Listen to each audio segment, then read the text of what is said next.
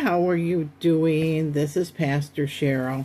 I decided to jump ahead a little bit to something that would fit what I was going to talk about. This is the scripture here, Matthew 8:28 through 34. The Gadarene Demoniacs. It's like a group of demon-possessed people that apparently lived in a cave.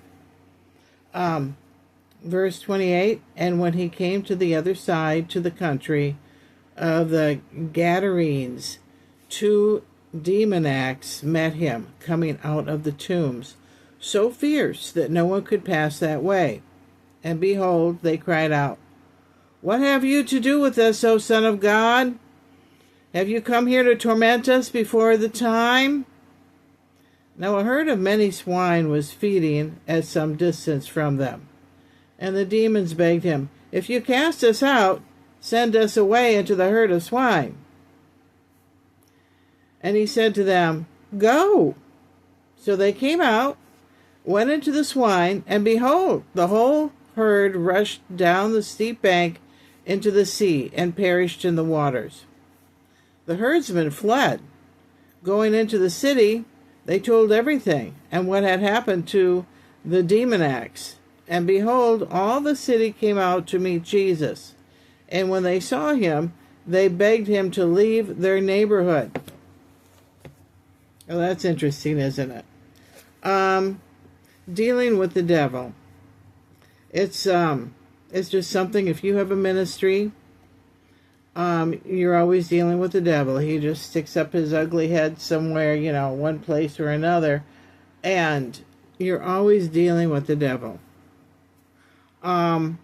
We have a neighbor that lives right across, doesn't live there. He has a hobby house that he is fixing up across from our outdoor chapel in Goose Hollow. And anyway, and that's in Davenport, Iowa. It's an old black neighborhood where the black people originally settled in the 1850s. And so they call it Goose Hollow. The geese, flying home, they're the saints. The geese are the saints. And so it became dubbed as Goose Hollow over 100 years ago. And it's historic on the National Register. It's on the National Register of Historic Places. The neighborhood is. And so, anyway, this guy bought the house, does not live there. And whenever people in my group decide to park their car and walk, they park it back a little ways and they walk in, or they park it at the dead end sign and walk in to the garden. And he has this little strip of land that goes across the road. And he made such a big fuss about it. And he comes out and screams and yells, especially my elderly people with the white hair, and uses all kinds of profanity. And once I cast the demon out, but apparently it came back because he did it again. He did it again. Same guy. He wants to attack this elderly man with the white hair and using a cane and asking him to park way back down the road, and walking in is really too much and it's not reasonable. And having him park at the dead end and walk a little across this patch of grass that's reasonable for him because he's using a cane. Otherwise, he would have to go around that grassy patch. He'd have to be walking in the creek. That's not reasonable. And so we have been basically praying the guy out of there because, he's the devil. We're dealing with the devil with him. And he creates a situation there. And we think the guy's definitely dangerous, evil. But so whenever I go down there, is usually he's not there. And so that's dealing with the devil with that crazy man. And this week, remember 2 weeks ago, my dog Pepsi passed away.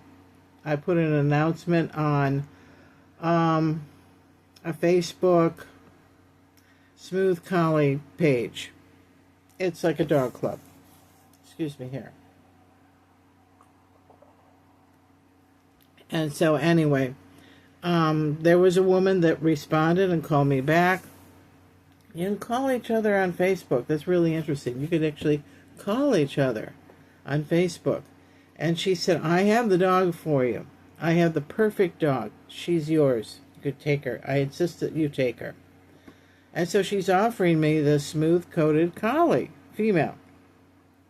And I'm thinking, like, yeah, it'd be a nice playmate for my 3-year-old collie. They're the same age. And then I won't have to deal with all those puppy issues. And that would be a nice thing. It would be a good thing for Cody, and her. And so I asked her about the dog's eyes, the smooth-coated collie, what are her eyes like? Is she a carrier is she a non-carrier for collie eye syndrome and whatever?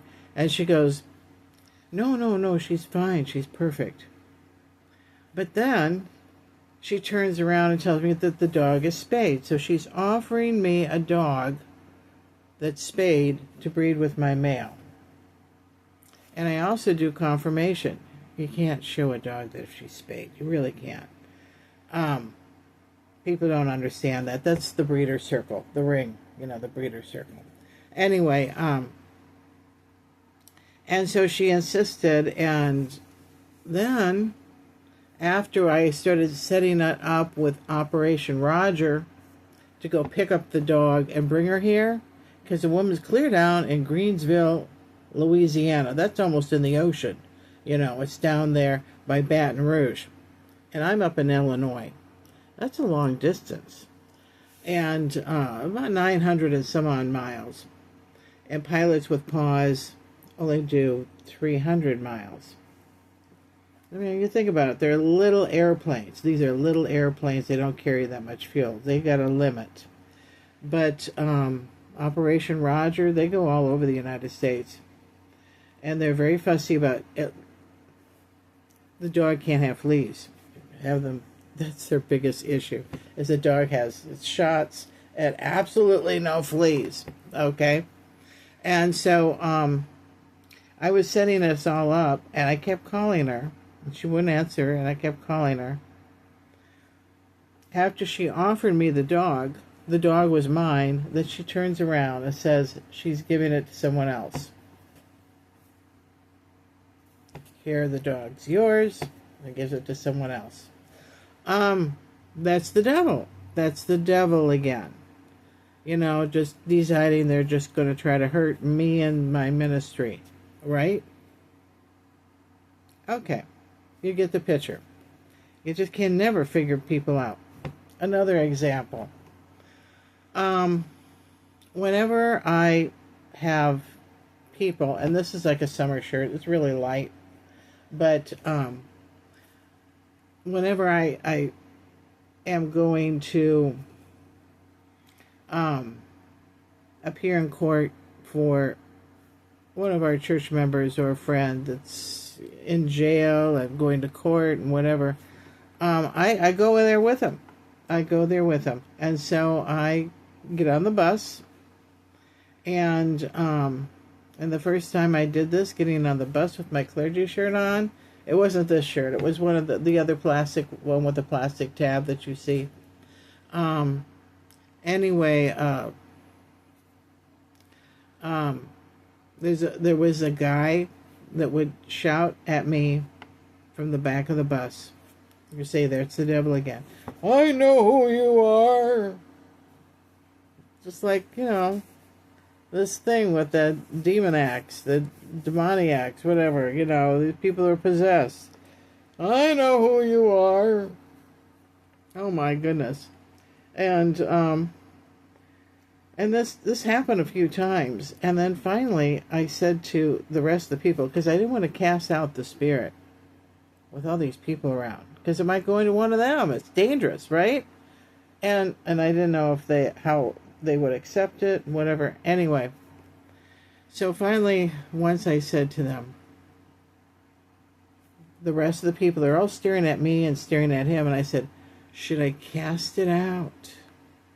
And they all went, yep, yep. And then after that, we never saw him again. Apparently, the bus driver kicked the guy off the bus. Got tired of him acting up. And that's what the demon-possessed people are like. They act up. And why spay a female that, is perfect? And since we have a collie shortage, and especially the center part of our nation, the Midwest, we seem to have a collie shortage, especially smooth-coated collies. There's a shortage. Especially ones that are non-carriers for collie. There's a shortage. And so is she getting even with the dog? With the breed? Or the breeders? This is getting even. This is vindictive stuff. So here we are dealing with the devil again. But I have gone over the 10-minute mark. So we will tomorrow get into something else like the nature of discipleship on the other page. And we can talk about what it's like to be his disciple. I will see you. Bye-bye.